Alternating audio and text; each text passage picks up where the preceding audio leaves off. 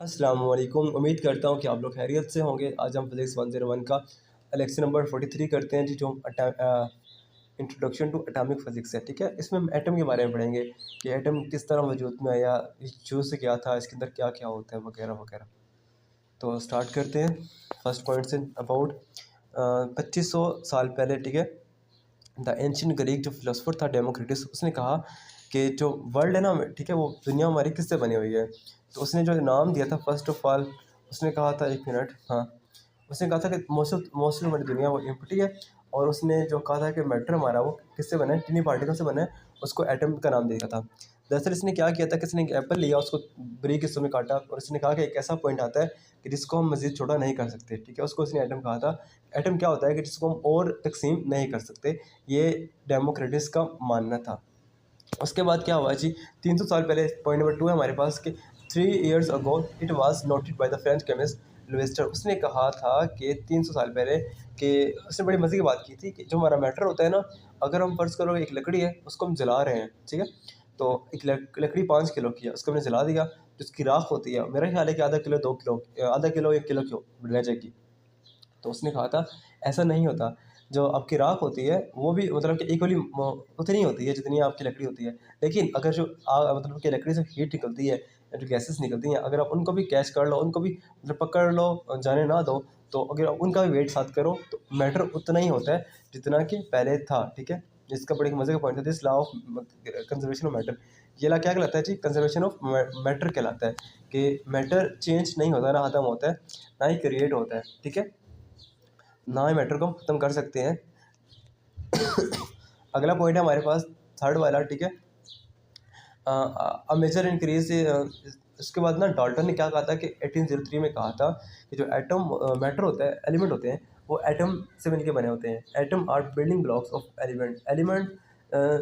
Atom क्या होते हैं, बिल्डिंग ब्लॉक होते हैं किसके, एलिमेंट के। अब एलिमेंट क्या होते हैं, एक ही तरह के ना एटम मिलके एलिमेंट्स बनाते हैं। हमारे पास एलिमेंट्स कौन कौन से हैं, हाइड्रोजन है, हीलियम है, लिथियम है, बेरिलियम है, बोरॉन, कार्बन वगैरह, सारे हमारे एलिमेंट्स हैं, इस तरह के H2O वगैरह। तो इसमें हाइड्रोजन और ऑक्सीजन एलिमेंट्स कहलाते हैं। पॉइंट नंबर 2 है हमारे पास बच्चे कि all atom of the same element have same mass. ठीक है, देखो, all atoms of the same element, ठीक है, ये बड़ी बड़ी मजे की बात कही है इसने कि एक ही एलिमेंट के जो एटम होते हैं उनका मास सबका सेम होता है। उसके अलावा बात करते हैं जी पॉइंट नंबर 3 की, atom of different elements are different. Again वही बात कि डिफरेंट एलिमेंट के एटम भी डिफरेंट होते हैं।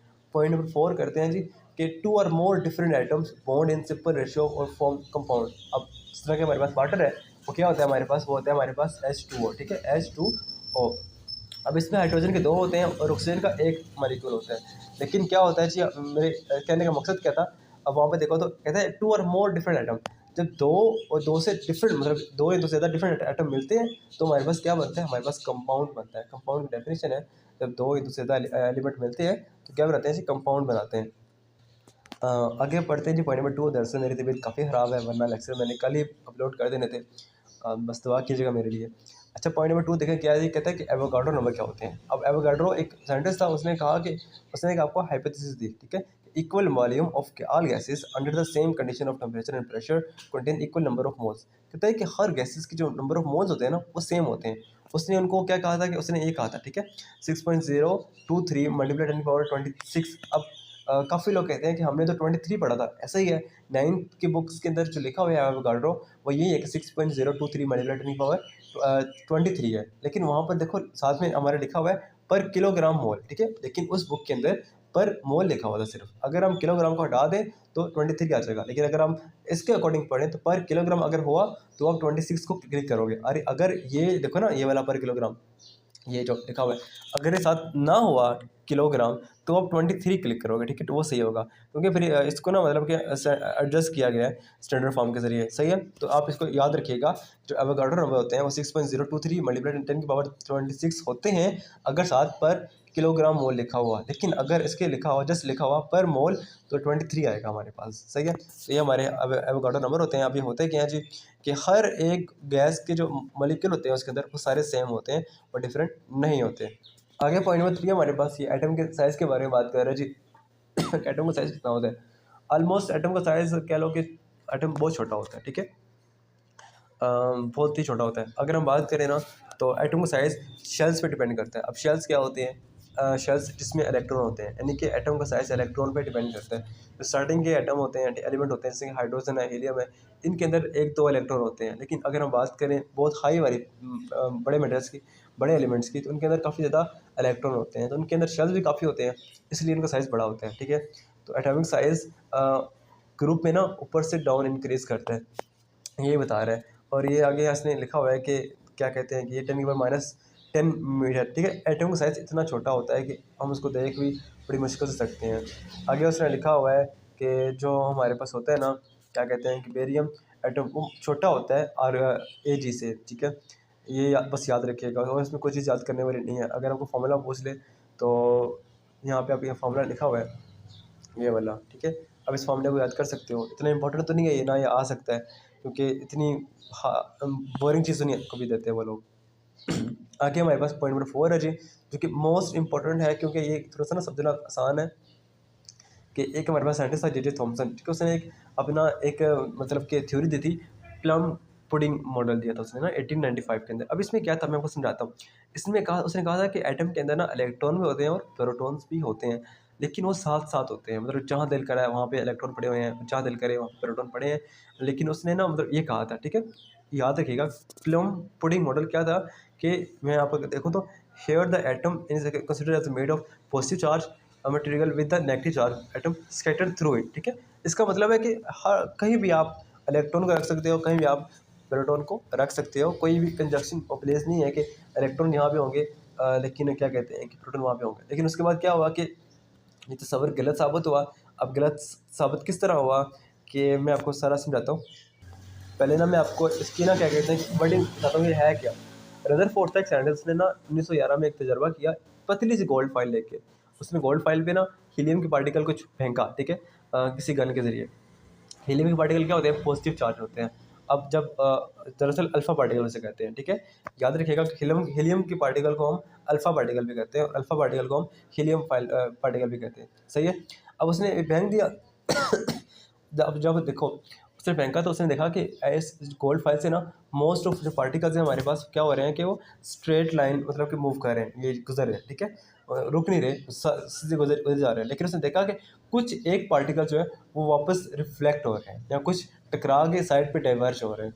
उसने कहा, उसने ऑब्जर्व किया कि एटम का जो मोस्ट हिस्सा है वो खाली है, लेकिन कोई दरमियान में कोई ऐसी चीज़ है जो कि हीलियम के पार्टिकल को वापस धकेल रही है।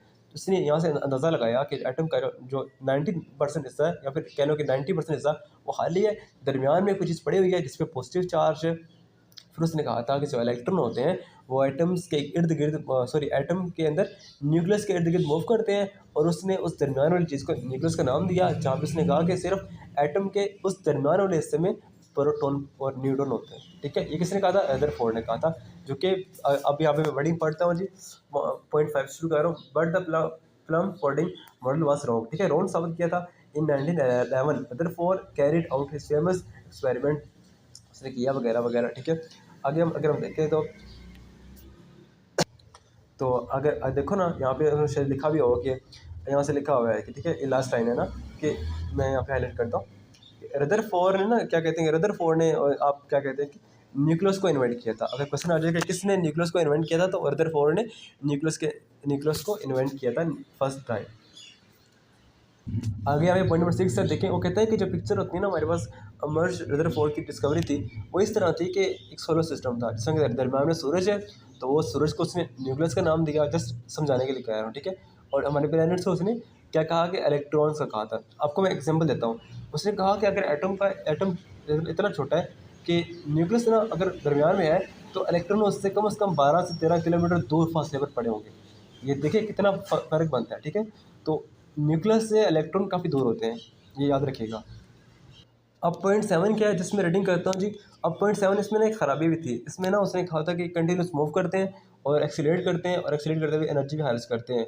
रदरफोर्ड ने ये बात कही थी। लेकिन अगर आप बात करें उसने जैसे हमें क्लासिकल फिजिक्स क्या कह रही थी, जब कोई चीज़ मूव करती है, एक्सीलरेट करती है, तो एनर्जी को एमिट करती है या फिर अब्जॉर्व करती है। अगर ऐसा होता तो इलेक्ट्रॉन मूव करते करते अपनी एनर्जी को खारिज करते, एक वक्त आता कि उनकी एनर्जी ख़त्म हो जाती, और इस तरह वो क्या होता है कि एंड द एंड न्यूक्लियस के अंदर गिर जाते, और क्या हो जाता है, एटम क्या हो जाता हमारे पास, एटम कोलैप्स हो जाता, एटम ख़त्म हो जाता। अगर ये कॉन्सेप्ट होता तो हमारे पास अर्थ है वो आज के दौर पे बनती ही ना, ठीक है। ये कॉन्सेप्ट था पॉइंट नंबर 7 में। अच्छा, पॉइंट नंबर 8 में देखें तो उसने यही कहा है कि आपको ना, अगर आप एटम के बारे में देखें तो आपको कंटिन्यूस मतलब कि आपको हर लाइट नहीं मिलती, सिर्फ वही लाइट मिलती है जो एक ख़ास फ्रीक्वेंसी की होती है, ठीक है। आगे बढ़ पॉइंट नंबर 9 हमारे पास कहता है similarly white light is pass through a gas off atom, कि अगर हम वाइट लाइट गुजारें, वाइट लाइट क्या होता है कि इसमें सारे कलर होते हैं, तो आपको सिर्फ वही कलर वही लाइट नज़र आएगी जो एक खास फ्रीक्वेंसी की होगी, जिस तरह कि हमारे पास फोटो इलेक्ट्रिक इफेक्ट में होता था। उसके अलावा जो यहाँ पे कुछ बात की गई है कि एमिशन और ऑब्जर्वेशन कब होती है, ठीक है। ये मैं पहले भी पढ़ा चुका हूँ, अगर आपने मेरे पिछले लेक्चर सुने हैं तो क्या होता है जी, कि मैं आपको सिंपल वर्डिंग होती है, यहाँ पे उन्होंने मुश्किल बताया हुआ है ना, ठीक है। अब देखो एटम का जो मॉडल होता है, एटम होते हैं, एटम के दरमियान में न्यूक्लियस होता है और साइड में इलेक्ट्रॉन्स होते हैं जो कि डिफरेंट शेल्स में मूव कर रहे होते हैं, ठीक है। डिफरेंट पहले में 2 इलेक्ट्रॉन होते हैं, दूसरे में 8 होते हैं, इस तरह होते हैं, ठीक है। अगर अब इनके नंबर होते हैं, फर्स्ट होता है उसको हम फर्स्ट कहते हैं, सेकंड को दूसरा कहते हैं, ठीक है। अगर इलेक्ट्रॉन हाई एनर्जी लेवल से लो एनर्जी लेवल में आता है तो वो लाइट को एमिट करता है, वो फोटोन को निकालता है, खारिज करता है। याद रखिएगा, एमिशन कब होती है, जब एक इलेक्ट्रॉन एक हाई एनर्जी लेवल से लो एनर्जी लेवल में आता है, तो एमिशन होती है फोटोन की। लेकिन जब एक इलेक्ट्रॉन लोअर एनर्जी लेवल से हाई एनर्जी में रहता है तो अब्जॉर्प्शन होती है लाइट की या फोटोन की। क्लियर है। ये क्लासिकल फिजिक्स ने नहीं कहा था, ये दरअसल हमें क्वांटम मैकेनिक्स ने कहा था। आगे जी पॉइंट नंबर 10 हमारे पास कि देन केम नील्स बोर, फिर नील बोर आया। By the time it was non electron had dual character, उस टाइम ना मतलब कि इलेक्ट्रॉन की ड्यूअल नेचर साबित हो चुकी थी। तो उसने कहा कि जो इलेक्ट्रॉन होते हैं वो एटम के गिर्द मूव तो करते हैं लेकिन एक खास स्टेट में मूव करते हैं। ये उस बात का आंसर था जो कि क्लासिकल फिजिक्स कह रही थी कि इलेक्ट्रॉन लाइट अमिट अमिट करता है और एट द एंड न्यूक्लियस में गिर जाएगा और एटम तबाह हो जाएगा, ठीक है। ये उसका आंसर था कि ऐसा नहीं होता, क्योंकि इलेक्ट्रॉन क्या होते हैं कि एक ख़ास ऑर्बिट में मूव करते हैं, वो कोलैब नहीं कर सकते, ठीक है। आगे हम बढ़ते हैं जी। अच्छा, पॉइंट नंबर 11 में सिर्फ ये कहा गया है कि इलेक्ट्रॉन सिर्फ उस ऑर्बिट में होंगे जिसका एंगुलर मोमेंटम h/2 हो, ठीक है। यहाँ पे बात नहीं की गई, लेकिन ये अगर मैं दिखाऊँ तो ये जो फॉर्मूला है ना h/2 ठीक है, ये वाला याद रखिएगा कि इलेक्ट्रॉन सिर्फ उन्हीं ऑर्बिट्स में होते हैं जिनका एंगुलर मोमेंटम h/2 होता है, ठीक है। अच्छा, तो पॉइंट नंबर 12 हमारे पास कुछ इस तरह सा है, काफ़ी इंटरेस्टिंग है, इसमें ध्यान से सुनिएगा। अब बोहर ने एटम का मॉडल दिया कि दरमियान में न्यूक्लियस होता है, इर्द गिर्द इलेक्ट्रॉन होते हैं और इलेक्ट्रॉन कहाँ कहाँ होते हैं उसने ये भी बताया, ठीक है। अब हमारे पास जो कुछ पॉइंट नंबर 1 है ना, ये मैं डिस्कस कर रहा हूँ, ये वाला, ठीक है। कहते हैं फॉर एन वन का मतलब क्या है कि एक शेल का होना, ठीक है, एक शेल का होना। शेल क्या होते हैं जिसमें इलेक्ट्रॉन मूव करते हैं। For N1 the electron orbit which is closest to the nucleus, कहता है कि अगर वो N1 का मतलब है कि वो ऑर्बिट जो न्यूक्लियस के सबसे क्लोज होता है, उसका जो क्या कहते हैं कि होता है ना रेडियस होता है, वो कितना होता है 0.53 मल्टीप्लाई टेन की पावर -8 सेंटीमीटर।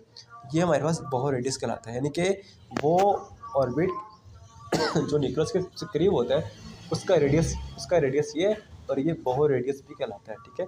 आपसे ना क्वेश्चन में पूछ सकता है कि बहुत रेडियस क्या होता है वगैरह वगैरह, तो आप इस तरह याद रखिएगा कि वो ऑर्बिट जो न्यूक्लियस के करीब होता है उसको हम बहुत रेडियस कहते हैं।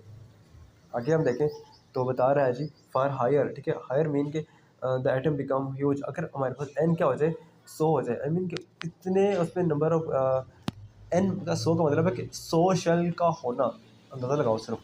100 कार्ड राइबर्ग एटम, तो हमारे पास राइबर्ग एटम कहलाता है, ये भी याद रखिएगा। जिसमें 100 शेल होते हैं या फिर एन आलमोस्ट 100 के इक्वल होता है, 100 के कम भी हो सकता है, उसको हम राइबर्ग एटम कहते हैं। तो उस एटम का साइज़ काफ़ी बड़ा होगा। Such atom are experimental interest this days.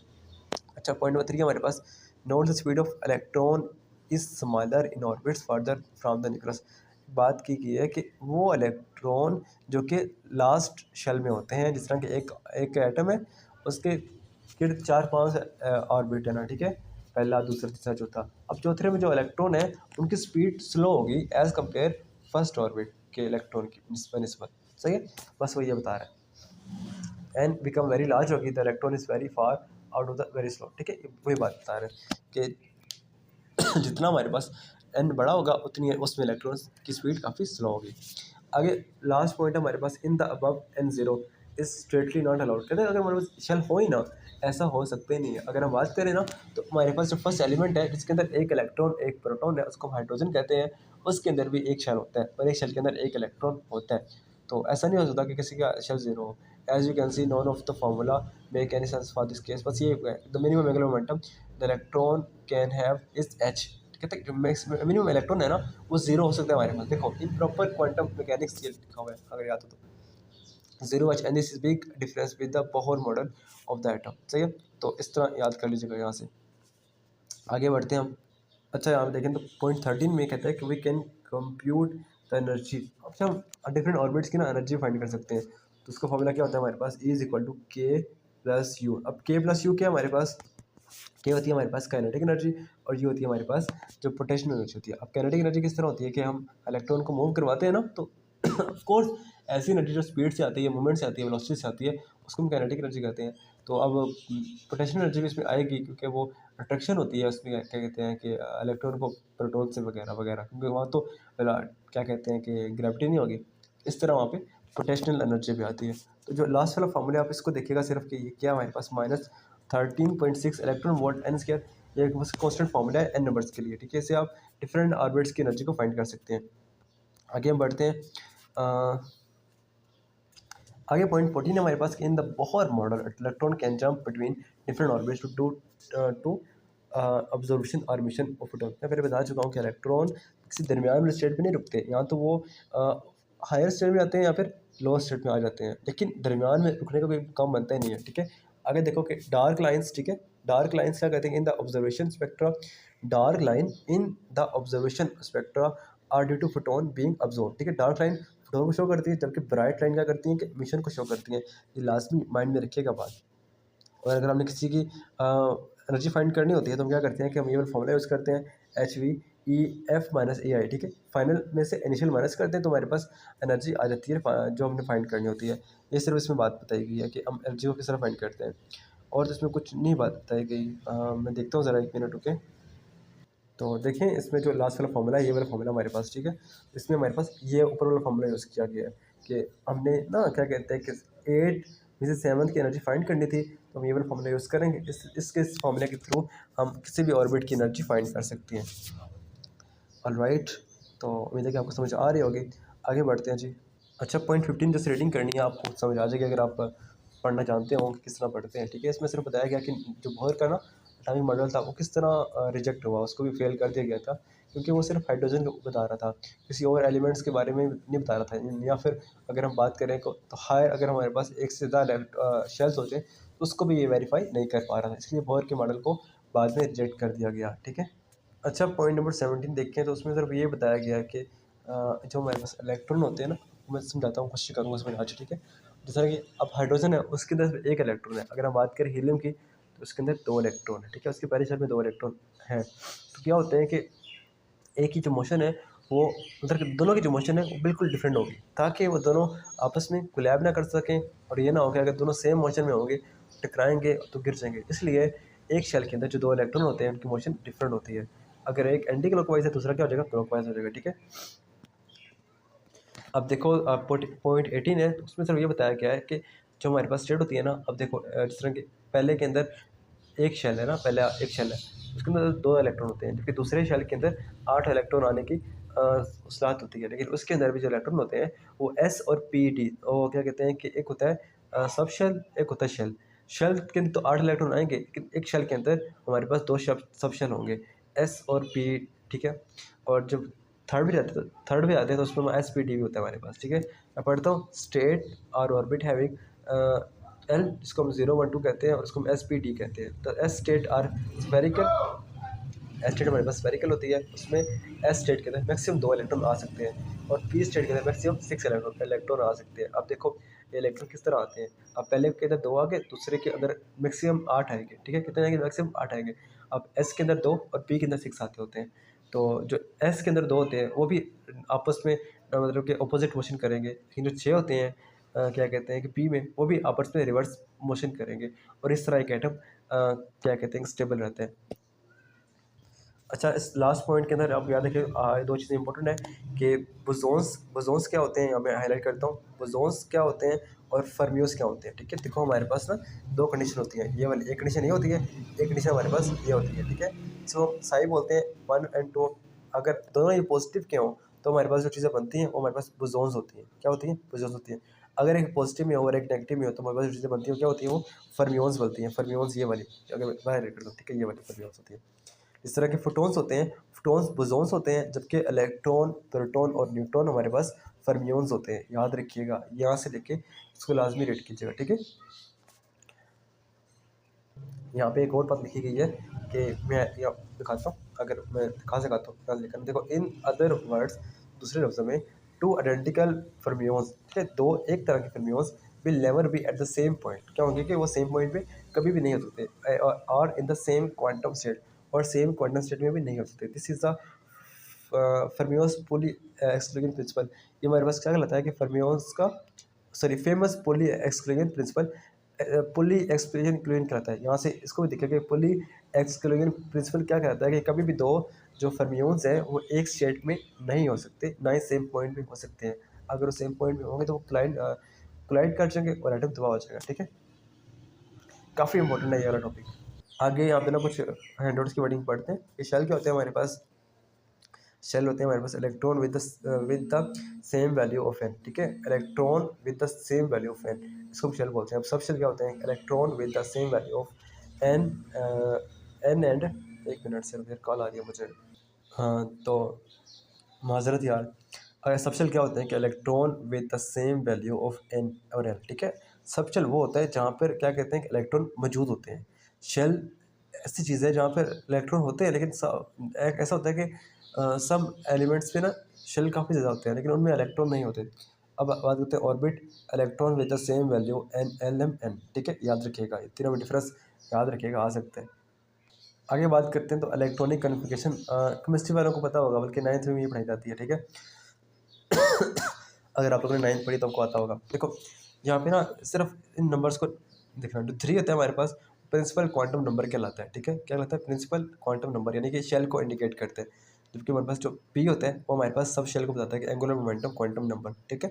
यहाँ पे ना इसकी वर्डिंग को यूज़ करना है कि 3 क्या कहलाता है, प्रिंसिपल क्वांटम नंबर कहलाता है, जबकि पी होता है हमारे पास एंगुलर मोमेंटम क्वांटम नंबर कहलाता है, और 6 हमारे पास number of electron in subshell कहलाता है। सही है, तो इसका मतलब है कि ये तीसरे शेल की बात कर रहा है, पी शेल की बात कर रहा है, और जो उस पर 6 है, सही है, इलेक्ट्रॉन्स हैं। आगे बस बोरिंग, या आप देख लीजिएगा अगर उसमें आ जाए तो, क्योंकि टाइम नहीं है, ऑलरेडी वीडियो काफ़ी लंबी बन चुकी है। तो इंशाल्लाह मिलते हैं नेक्स्ट लेक्चर में। अल्लाह हाफिज़, अपना ख्याल रखिएगा, और मुझे लगता नहीं है किसी में से कोई एमसीक्यूज़ आएगा एंड वाले पॉइंट में।